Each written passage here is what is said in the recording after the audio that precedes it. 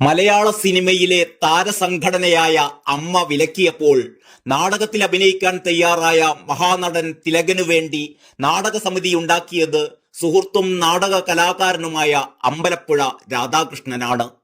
തിലകനെ ദ്രോഹിക്കാൻ മുന്നിൽ നിന്നത് ദിലീപ് ആയിരുന്നു എന്നും മമ്മൂട്ടിയും മോഹൻലാലും ഉൾപ്പെടെയുള്ള സൂപ്പർ താരങ്ങളും തിലകന് എതിരായിരുന്നു എന്നും രാധാകൃഷ്ണൻ വെളിപ്പെടുത്തുന്നു. സിനിമയിൽ ഒരു മാഫിയ സംഘം പ്രവർത്തിക്കുന്നുണ്ട് എന്നാണ് തിലകൻ പറഞ്ഞിരുന്നത്. തിലകനെതിരെ സിനിമയിലെ ആ മാഫിയ സംഘം കടുത്ത നിലപാടുകൾ എടുത്തു. മാഫിയ സംഘം എന്ന വാക്ക് തിലകൻ ചേട്ടനെ കൊണ്ട് പിൻവലിപ്പിക്കാനായിരുന്നു അവരുടെ പ്രധാന ശ്രമം. തിലകൻ ചേട്ടൻ നാടകത്തിലേക്ക് വന്നപ്പോഴാണ് തനിക്ക് ഏറ്റവും ലാഭമുണ്ടായത് എന്നും അമ്പലപ്പുഴ രാധാകൃഷ്ണൻ പറയുന്നു. 100 നാടകങ്ങൾ തനിക്ക് വേണ്ടി അദ്ദേഹം ചെയ്തു. 15 ലക്ഷം രൂപയുടെ ചെക്കാണ് അദ്ദേഹത്തിന് കൊടുത്തത്. തിലകൻ എന്ന പേരിനായിരുന്നു കാശ്. ആളുകൾ ഇളകി മറിയുമായിരുന്നു. വലിയ മാനസിക പീഡനമാണ് തിലകൻ എന്ന ആ മഹാനടൻ അക്കാലങ്ങളിൽ അനുഭവിച്ചത്. അവസാന കാലത്ത് അദ്ദേഹം പറഞ്ഞു, വലിയ താമസമില്ലാതെ പ്രധാനപ്പെട്ട ഒരു കണ്ണി അഴിയെണ്ണുമെന്ന്. കേരള സമൂഹം കണ്ടില്ലേ ദിലീപ് അഴിയെണ്ണിയത്? തിലകൻ ചേട്ടനെ ഏറ്റവും കൂടുതൽ ദ്രോഹിക്കാൻ മുൻപന്തിയിൽ നിന്ന ആളായിരുന്നു ദിലീപ്. മമ്മൂട്ടി അഭിനയിക്കില്ലെന്ന് പറഞ്ഞു തിലകനോടൊപ്പം. പക്ഷേ മമ്മൂട്ടിയുടെ മകൻ അഭിനയിച്ചു. കാരണം അവൻ അഭിനയം പഠിക്കണമെങ്കിൽ തിലകൻ ചേട്ടൻ വേണമായിരുന്നു. അമ്പലപ്പുഴ രാധാകൃഷ്ണന്റെ വാക്കുകളാണിത്. ഏതായാലും ഹേമ കമ്മിറ്റി റിപ്പോർട്ട് പുറത്തു വന്നതിന് തൊട്ടു പിന്നാലെ ഏറ്റവും കൂടുതൽ ചർച്ചകളിൽ നിറയുന്ന പേരാണ് നടൻ തിലകന്റേത്. തിലകൻ അന്ന് ചൂണ്ടിക്കാട്ടിയ പല കാര്യങ്ങളെയും ശരിവെക്കുന്നതാണ് ഹേമ കമ്മിറ്റി റിപ്പോർട്ടിലെ ഞെട്ടിപ്പിക്കുന്ന പരാമർശങ്ങൾ. അതിലേറ്റവും പ്രധാനം സിനിമയെ നിയന്ത്രിക്കുന്ന പവർ ഗ്രൂപ്പിനെ കുറിച്ചാണ്. ഇവരാണ് മലയാള സിനിമയെ നിയന്ത്രിക്കുന്നത് എന്നും ഈ സംഘത്തെ ഭയന്നാണ് പലരും സിനിമയിലെ ചൂഷണം പുറത്തു പറയാത്തതെന്നുമായിരുന്നു കമ്മിറ്റിയുടെ ഒരു കണ്ടെത്തൽ. ഇതുതന്നെയായിരുന്നു തിലകൻ വർഷങ്ങൾക്ക് മുമ്പേ ചൂണ്ടിക്കാട്ടിയതും. സിനിമയിലെ ഈ സംഘത്തെക്കുറിച്ച് തനിക്ക് ദുരനുഭവം നേരിട്ടതിന്റെ 2ാം നാൾ താൻ സാംസ്കാരിക മന്ത്രിയോട് ഇത് സംബന്ധിച്ച് പരാതിപ്പെട്ടതാണെന്നും അപ്പോൾ അദ്ദേഹം പറഞ്ഞത് താൻ ഇത് പിണറായി വിജയനോട് പറയുമെന്നും അദ്ദേഹം ഈ വിഷയം പാർട്ടിയിൽ ഉന്നയിച്ച് അതുവഴി സർക്കാരിനെ അറിയിക്കുമെന്നുമായിരുന്നു. പക്ഷേ മാസങ്ങളായിട്ടും ഒരു നടപടിയും ഉണ്ടായില്ലെന്ന് തിലകൻ പറഞ്ഞിരുന്നു. പക്ഷേ സാംസ്കാരിക മന്ത്രി എന്ന ഈ മഹാൻ സിനിമാ സമരം മൂലം മമ്മൂട്ടിയുടെ ഒരു പടം വെട്ടിയിലായപ്പോൾ ആകാശത്ത് നിന്ന് പൊട്ടി വീണ് പ്രശ്നം പരിഹരിച്ചു. അങ്ങനെ കോടീശ്വരന്മാരെ വാഴ്ത്തുന്ന സർക്കാരും കോടീശ്വരന്മാരും ചേർന്നാണ് ഇവിടെ ഭരിക്കുന്നത് എന്നും തിലകൻ പറയുകയുണ്ടായി. ഇങ്ങനെ പോയാൽ മലയാള സിനിമയിൽ ഈ മാഫിയ സംഘം മാത്രമേ ഉണ്ടാകൂ എന്നും തിലകൻ പറഞ്ഞിരുന്നു. നടൻ ശ്രീനാഥിന്റെ അനുസ്മരണത്തിൽ തിലകൻ നടത്തിയ പ്രസംഗത്തിന്റെ ഭാഗങ്ങളാണ് വീണ്ടും സോഷ്യൽ മീഡിയയിൽ ചർച്ചയായി കൊണ്ടിരിക്കുന്നത്. നടൻ ശ്രീനാഥിന്റെ മരണത്തിൽ തനിക്ക് സംശയമുണ്ടായിരുന്നു എന്നും അതിന്റെ കാരണം വിശദീകരിച്ചുകൊണ്ട് എന്തും ചെയ്യാൻ മടിക്കാത്തൊരു സംഘമാണ് അമ്മയുടെ എക്സിക്യൂട്ടീവ് കമ്മിറ്റി എന്നും തിലകൻ ചൂണ്ടിക്കാട്ടിയിരുന്നു.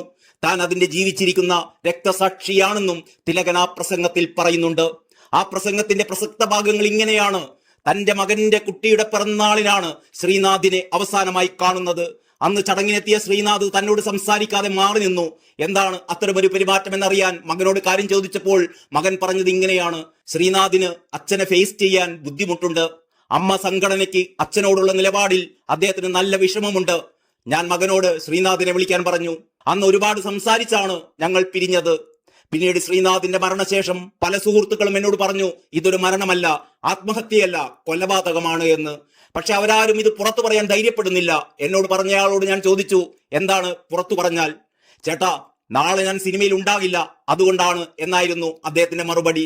ശ്രീനാഥിന്റെ മരണം സ്വാഭാവികമല്ല എന്നും അതിൽ ദുരൂഹതയുണ്ടെന്നും വിളിച്ചു പറഞ്ഞ ഒരേ ഒരു നടൻ താൻ മാത്രമാണ്. ശ്രീനാഥിന്റെ മൃതദേഹം വീട്ടിൽ കൊണ്ടുവന്നപ്പോൾ ആ ലൊക്കേഷനിൽ നിന്നും ആരും ഉണ്ടായിരുന്നില്ല. അമ്മ സംഘടനയിൽ നിന്നും ആരും വന്നില്ല. കുറെ കഴിഞ്ഞ് അവിടെ വന്നവർ അതിലൊരാൾ പൂജപ്പുരക്കാരനാണ്. മുൻമന്ത്രിയുടെ എർത്ത് ലൈനാണ്. അയാളാണ് തന്നെ ഇപ്പോൾ സീരിയലിൽ നിന്നും വിലക്കിയിരിക്കുന്നത്. ആ സമയം കരയുന്നതിനിടയ്ക്ക് ശ്രീനാഥിന്റെ ഭാര്യ വിളിച്ചു പറയുന്നുണ്ടായിരുന്നു, ഇങ്ങനെ ആയിരുന്നില്ലല്ലോ ഇവിടെ നിന്ന് കൊണ്ടുപോയത് എന്നൊക്കെ. കൊണ്ടുപോയതുപോലെ അമ്മ സംഘടന എനിക്ക് ശ്രീനാഥിനെ തിരിച്ചു തരണമെന്ന്. അപ്പോൾ ഈ പൂജപ്പുരക്കാരൻ പറഞ്ഞത്, അയ്യോ അങ്ങനെയൊന്നും പറയരുത് എന്നായിരുന്നു. ശ്രീനാഥിന്റെ ഭാര്യ ഇതേ കാര്യം ആവർത്തിച്ചു കൊണ്ടിരുന്നപ്പോൾ അയാൾ പറഞ്ഞു, വല്ല മരുന്നും കൊടുത്ത് അവരെ മയക്കിക്കിടത്തു എന്ന്. മറ്റൊരു സംശയം തനിക്കുണ്ടായത്, കോതമംഗലത്ത് കിടന്ന് മരിച്ചയാളിനെ പോസ്റ്റ്മോർട്ടം ചെയ്യണമെങ്കിൽ ഏറ്റവും അടുത്ത മെഡിക്കൽ കോളേജ് കോട്ടയത്താണ്, അല്ലെങ്കിൽ തൃശ്ശൂരാണ്. എന്തിനാണ് പിന്നെ ആലപ്പുഴയിൽ കൊണ്ടുപോയത്? ആലപ്പുഴയിൽ അമ്മയുടെ ട്രഷററുടെ ഭാര്യ ജോലി ചെയ്യുന്നുണ്ട്, അതും ഫോറൻസിക്കിൽ. എന്നെ ഏറ്റവും കൂടുതൽ സംശയത്തിലാക്കിയത് അതാണ്. എന്തും ചെയ്യാൻ മടിക്കാത്ത കുറെ സംഘങ്ങളാണ് അമ്മയുടെ എക്സിക്യൂട്ടീവ് കമ്മിറ്റി. അവർ മാത്രമാണ് ഇന്ന് സിനിമയിലുള്ളത്. അവർക്ക് പിടിച്ചു നിൽക്കാൻ വേണ്ടി എന്ത് ദ്രോഹവും അവർ ചെയ്യും. അതിന്റെ ജീവിച്ചിരിക്കുന്ന രക്തസാക്ഷിയാണ് താൻ. ഇതേ അനുഭവം തന്നെ എനിക്കും ഉണ്ടായിട്ടുണ്ട്. തൊഴിൽ നിഷേധം. ഞാൻ കോടതിയിൽ പോകുന്നു, ശ്രീനാഥ് ആത്മഹത്യ ചെയ്തു എന്ന് പറയുന്നു. പക്ഷെ നിങ്ങൾ അറിയാത്ത 2 ആത്മഹത്യകൾ കൂടി ഇവിടെ നടന്നിട്ടുണ്ട്. ഒരു ലൈറ്റ് ബോയിയും മറ്റൊരു സിനിമാ തൊഴിലാളിയും. അവർക്ക് പ്രശസ്തി ഇല്ലാത്തതുകൊണ്ട് അറിയപ്പെട്ടില്ല എന്ന് മാത്രം. അതിന്റെ കാരണവും തൊഴിൽ നിഷേധമാണ്. ഇവരെ ഇവിടെ വെച്ച് പൊറുപ്പിക്കാൻ പാടില്ലെന്നാണ് എന്റെ അഭിപ്രായം. അതിന് താൻ ഏത് രീതിയും ഉപയോഗിക്കും. അതിനുവേണ്ടി മുന്നിട്ടിറങ്ങുന്നവരുടെ കൂടെ താനും ഉണ്ടാകും അന്ന് തിലകൻ പറഞ്ഞു. ഇങ്ങനെയൊക്കെയായിരുന്നു 6 മിനിറ്റോളം നീളുന്ന തിലകന്റെ പ്രസംഗം. ഹേമ കമ്മിറ്റിയിൽ പേടിച്ചാണെങ്കിൽ പോലും പലരും ഇന്ന് പവർ ഗ്രൂപ്പിനെ കുറിച്ച് പറഞ്ഞപ്പോൾ വർഷങ്ങൾക്ക് മുമ്പ് തന്നെ തിലകൻ ഈ കാര്യങ്ങളെല്ലാം ഒരു മറയുമില്ലാതെ ചൂണ്ടിക്കാട്ടിയിരുന്നു എന്നതാണ് ഇപ്പോൾ സോഷ്യൽ മീഡിയ ചർച്ച ചെയ്യുന്നത്. News desk Kalakaumudi.